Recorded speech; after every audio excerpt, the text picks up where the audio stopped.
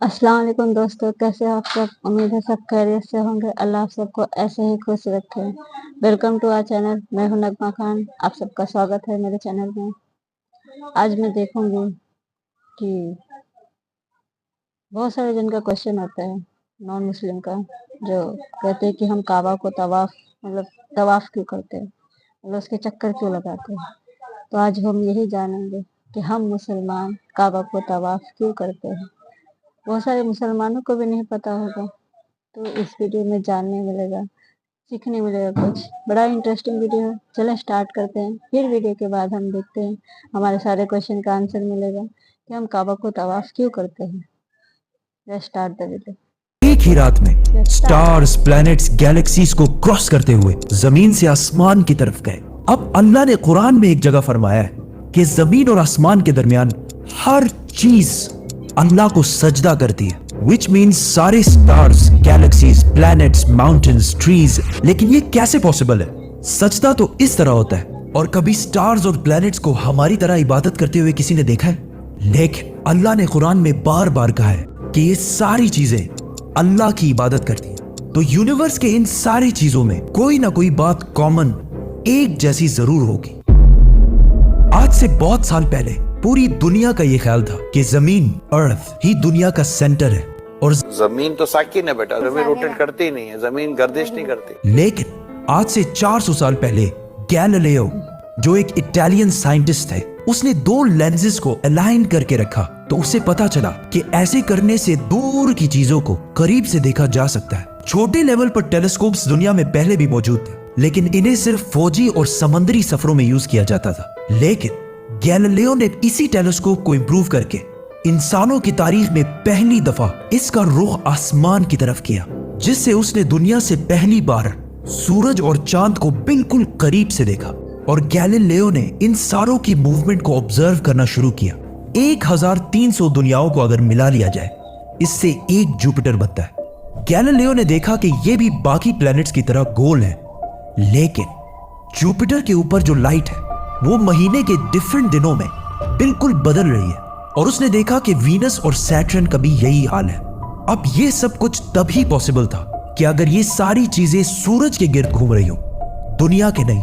Galileo ने ये बातें पूरी दुनिया को बताई कि यूनिवर्स का सेंटर दुनिया नहीं बल्कि सूरज है। लेकिन इस बात को सुनकर यूरोप के सारे चर्चेस उसके दुश्मन बन गए, क्योंकि उस जमाने के पोप का ये ख्याल था कि जमीन ही यूनिवर्स का सेंटर है। और सिर्फ पोप का नहीं, पूरी दुनिया का ये ख्याल था। जमीन तो साकिन है। जिसकी वजह से गैलीलियो को चर्च से ये सजा मिली कि वो हमेशा के लिए घर में बंद कर दिया जाएगा। लेकिन गैलीलियो ने अपना काम जारी रखा और उसकी इन रिसर्चेस को बाद में पूरी दुनिया ने माना। इवन पोप ने भी गैलीलियो के मरने के 350 साल बाद पूरी दुनिया के सामने उससे माफी मांगी और कहा कि हम गलत थे और आप सही थे।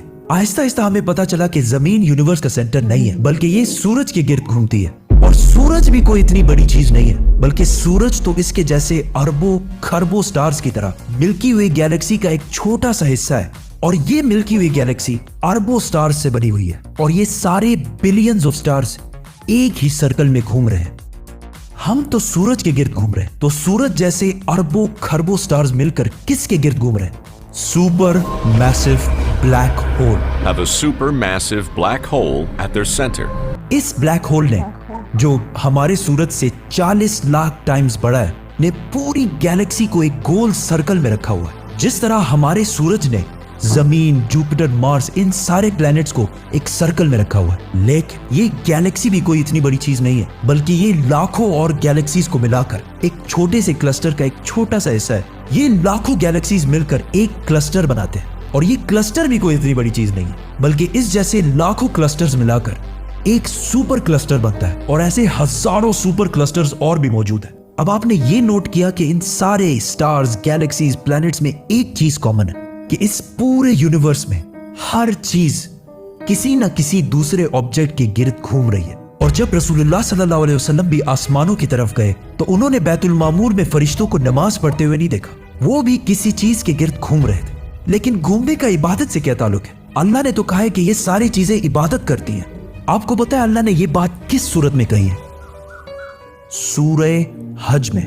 हज में मुसलमान पूरी दुनिया से इस्लाम की सबसे मुकद्दस और होली जगह काबा के पास जाते हैं और बार बार इसके गिर्द घूमते हैं। अब इस सर्कल करने का मतलब क्या है? जब मुसलमान काबा के गिर्द घूमता है तो वो उस वक्त अकेला नहीं घूम रहा होता, बल्कि चांद, प्लैनेट, स्टार्स, गैलेक्सीज, क्लस्टर्स सारों के साथ एक ही इबादत में शामिल हो जाता है। तो ये सारी चीजें हमारी तरह इबादत नहीं करती, बल्कि हम मक्का जाकर इनकी तरह इबादत करते हैं। लेकिन इस आयत में तो लिखा है कि ये सारी चीजें अल्लाह को सजदा करती हैं। सजदा का मतलब सिर्फ हमारे वाला सजदा नहीं है, बल्कि अल्लाह के निजाम के मुताबिक चलने को भी सजदा कह सकते हैं। लेकिन अल्लाह ने इस आयत में सिर्फ स्टार्स, गैलेक्सीज और प्लैनेट्स का नहीं कहा, बल्कि हर चीज, पहाड़, दरख्त, जानवर, सब का कहा है।